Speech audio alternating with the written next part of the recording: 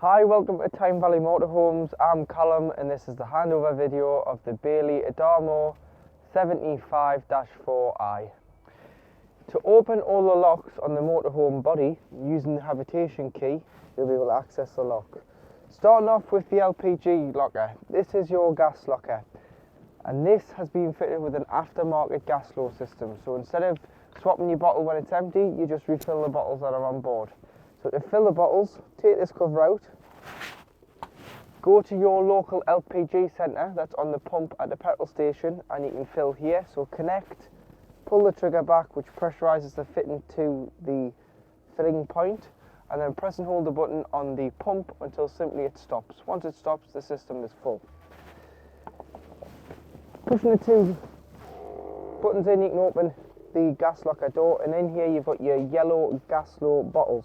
So you've got two 11 kilogram bottles, the bigger bottles. You can view the level of the gas on the top, and always remember before you travel, knock the gas off. So turn it to the minus, and then when you're ready to use the gas, once you've parked up safely on your site, turn the gas back on. They fill together, but they drain a bottle at a time. So you can leave a reserve bottle closed and one bottle open. But remember, make sure they're tied in and turned off before you start travelling. You've also got a crash valve, which is just in the top here. So it's a little black button, and you need to push it in. If that ever pops out, you need to push it in, hold it for 10 seconds, and that is your second motion crash valve, and that will reset it. But that's all explained on the yellow sticker here, just in the gas locker. To drain off your wastewater, there's a handle here behind the back wheel on the driver's side. Pull that open and your water will come out. Always get rid of the water before leaving the site and the designated disposal point on site, as travelling around with the added weight of water is not necessary. All you're going to impact is what you can put on board, because it will eat weight into your payload. And always leave it open when you travel home, and it will rock any water out when driving down the road. This model is a garage model, so there's tethering points in the floor to tie your items down when in transit. It also is heated via the Truma heating system, and there is two 230-volt plugs in there for charging whilst hooked up. To fill the vehicle with fresh water, your fitting is here, and you have a block fitting which connects to the vehicle, and then on the other end you would connect it to the hose. So the tap provided by the site is normally just a brass tap, so you'll need the screw on end, connect that to the tap, fill it with water. You'll be able to look on your control panel how much water is on board, and then once you're happy, you just disconnect here and pop your hose away, and your freshwater tank is full with fresh water. So when the cassette indicates that it's full, you would lift the orange handle up and slide the cassette out of the motorhome. You can then either carry it or you can wheel it to the disposal point, which is normally beside your shower block, toilet block on site. And to empty, spin the spout out, remove the grey cap, tip the contents out, and as you tip in, push this orange button in. It allows a bit of air in and stops it glugging. Pour the contents of the cassette out. Once you've done so, there's normally a tap, so you pop a bit of water in, pop the lid back on and give it a final rinse before going in with a cap full of chemical, which is 120ml measuring cup here of blue or green. Or if you're using the tablets, you would just put it in completely dry, flush a pint of water down the toilet, followed by a sachet, which is your tablet. So it's in a plastic cellophane wrapper. Pop that straight down and it will break up into the liquid. To hook a motorhome up, all you need to do is get the hookup lead, lift the collar on the hookup and expose the connections, lift the flap on the vehicle and connect the motorhome up first. Always connect the motorhome up and then make the cable live by connecting the other end, and do it in reverse order when unhooking so that you're never walking around with a live lead. Located at the passenger door on a Ford, you do have your diesel filler, which is a capless system, so it's an easy fill system by Ford. So just push the diesel nozzle into there and fill with diesel fuel.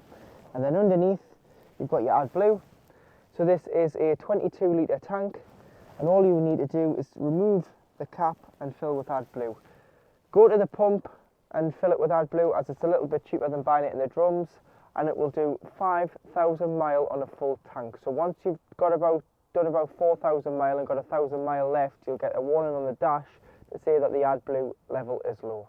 Opening the bonnet on a Ford is very easy. Using the main key, you pop it in above the badge, turn it to the left to pop the bonnet, and then to release it to the right.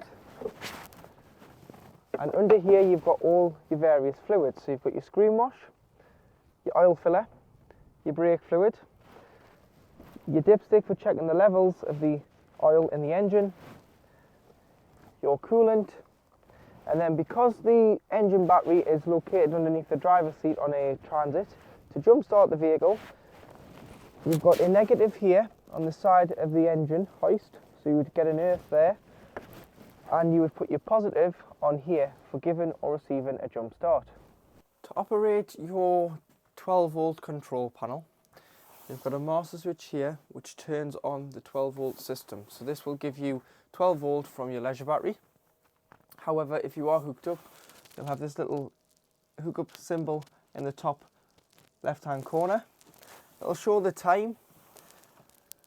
You can scroll up and down and you can view the settings page, and to enter the settings you press this button here, and you can change the display, the sound, the notification, if the brightness is too high, or if you want to dim the panel, you can do it all through here. You can view your water level. So this is your fresh water, which is showing 42% at present. The external temperature, the internal temperature, the currents currently coming off the leisure battery, the vehicle battery voltage of your main engine battery, the leisure battery voltage. If you are hooked up like we are now, unhook the vehicle and it will give you a true reflection of what charge is in the batteries, as when hooked up they do give a false reading. You've got your pump here, so if you're planning on using the taps, toilet or shower and you've put water on board your filthy fresh water system, you turn your pump on, it'll say pump on, and as soon as you open the taps, toilet or shower you'll get a pressurised flow of water through that outlet. This is your master switch for your lights, so that needs to be on, and then they all are individually switched around the van. And this one underneath is your awning light, which is the light above the habitation door on the exterior of the vehicle. To operate your heating and hot water system, which is through Truma, so this is your Truma digital control panel. Using the toggle in the centre of the screen here, you would press enter, and you'll notice flashing you've got a van with a thermometer in. This is the room temperature of the vehicle. So if you press enter again, you can have it all the way to off. Selecting your temperature, it goes to the highest point of 30 degrees. And then once you're happy, you need to confirm this by pressing the toggle in. So that has set your room temperature. Next, we've got your hot water. So you've got a thermometer in some water, making sure that you do have water in the boiler first. If you don't, then you need to have this set to off. And then should you have water in, you can either use the eco setting, which is 40 degrees of heating the 10 litres in the boiler, 60 degrees of heating the 10 litres of water in the boiler, or boost, which is a half an hour function and turns the heating off and puts all the heat to the water. So prioritises the hot water. But for this we'll just say hot, and again you would press enter. Now you've got which energy source you're on. So you've got a gas bottle and some electricity symbols there. So depending on what energy source you have available to you will determine what you use. So first it'll show you gas, which you'd use if you're wild camping and weren't hooked up. You'd have to use your gas to heat your water and your vehicle.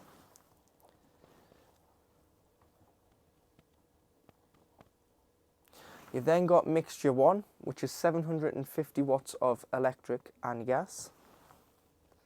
Mix 2, which is 1850 watts of mains electric power and gas. You'd use this in the winter to get the vehicle up to temperature for the first 20 minutes or so. And then you want to knock it off because you don't want to waste your gas if you've paid for electric. And then you've got EL1, which is 750 watts of electric. You may have to use this on smaller CL sites or abroad as they're not as generous with their power. And then going back in, you've got EL2, which is 1850 watts of electric. So we're hooked up now. That's a 16 amp feed. We'll just press EL2 and that will heat the vehicle and the hot water. In the top right hand corner you do have the fan speed, so you've got eco or high or boost. Eco is a little bit quieter, it is just a 12 volt fan, so if you're away and you're wild camping you want to use eco because it doesn't use as much 12 volt. You've got high, which will obviously use all of the fan speed to circulate the heat around the various parts of the vehicle. And then you've got boost, which again is the highest setting it will go to, and it will blow the heat around the ducts in the various parts of the van. But for this we'll just say eco because high can sometimes be a little bit noisy. If you're going to sleep, I would recommend putting it on to eco because it's a little bit more quieter and it's a bit more livable. Everything above the line here flashing means that it's selecting and it's on. So it's showing that your gas flame means that your room temperature is selected, your heating's on, your hot water's on. You're on 2 kilowatts of electric, EL2, 1850 watts, because you've got two electricity symbols lit up, and your fan's on eco as you have one fin on the fan speed lit up as well. At the bottom you've got a timer, so you can time it to come on and off just the once though. You've got the clock, so you can set the time to what it is on the display panel. So if you are timing it, it's in the right time. And then should you ever get a warning triangle, the best way to reset this is by going into the settings, going to reset, pressing enter, preset, press enter again, and it goes to a stage of initializing. That will completely turn off the control panel. Now nothing is on. You will have to go in again and reset your temperature, your hot water, your energy source and your fan speed again. So to operate the Thetford hob oven and grill, so on this particular one you've got one electric hot plate which you need to be hooked up to work, which is the back one. So if you're on a site, to save your gas, use the electric hot plate. If you want to use gas or you're wild camping, you've got 3 gas rings. Once you've had any of the hob rings lit, make sure they're turned off and make sure that they are cool enough to touch before you put the glass lid down.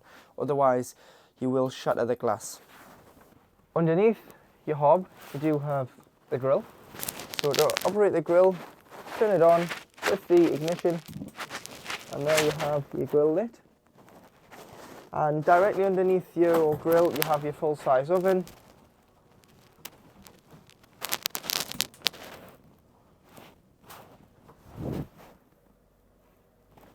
All vehicles are fitted with gas isolation valves, and they isolate each individual gas appliance.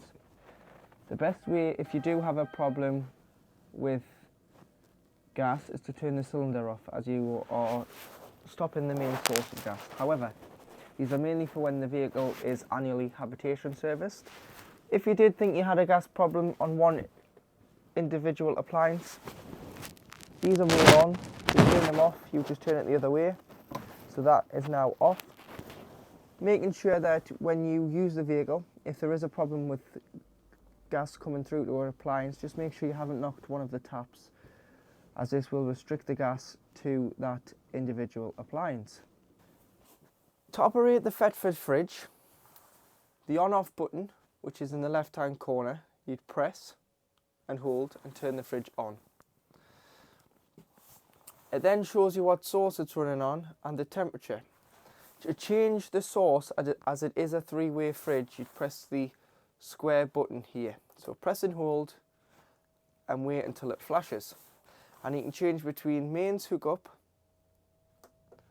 battery, which comes off the vehicle when the vehicle's engine is running, but it's got to be pre-chilled beforehand on either gas or electric, as it only maintains the temperature on the battery setting,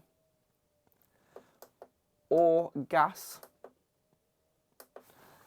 which you'd use if you were wild camping, as you wouldn't have any other way of cooling the fridge than using gas. But if you press and hold, you've also got A, which is automatic. So you've got an automatic feature on this fridge. And what it does is it picks the best source available to the van. So at the moment it knows that we're hooked up, so it's gone straight onto mains and it'll act as a household fridge. If I was to unhook that, it would switch over to gas by itself as the gas is connected. Or if I was to start the vehicle's engine, it would go over to the battery, which is the battery feed of the engine battery, which just keeps it like a giant cool box when you travel, until you then put it back onto mains or onto gas. But please note, with the automatic features on the fridges, it does wait 20 minutes before lighting on gas once you've knocked the engine off.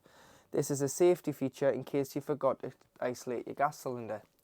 So it'll beep and flash and not light for 20 minutes. In this case, what you would do to override that is press the square button, take it off the automatic function and put it onto gas by itself. Now you can see the scale flashing. This is your temperature reading. So 1 being the warmest, 5 being the coldest. So when pre-chilling it with nothing in, have it on 5. When you put your shopping in, you might just want to turn it down just so that it doesn't freeze the food inside the fridge.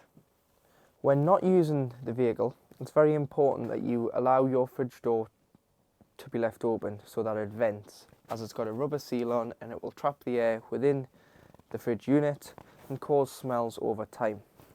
So to avoid this, open the door, remove your items out the fridge, clean the fridge out, and then just on the actual hinge here, if you just slide that forward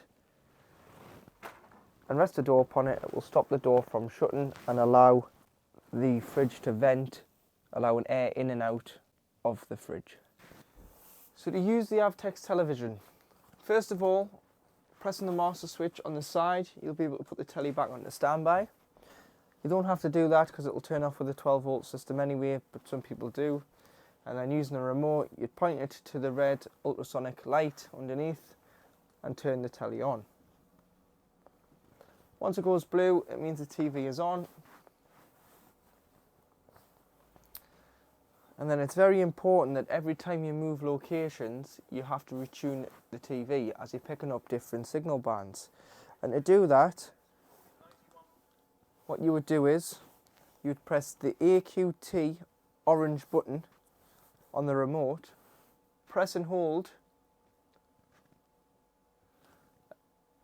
It's automatically set to the UK, just press OK and it'll do an automatic channel search and find as many channels as it can in the area you're in. Using the Thetford toilet is very simple. Making sure that the pump's on the control panel. Press the blue button, which is your fresh water flush. Putting a small amount of water in the toilet first.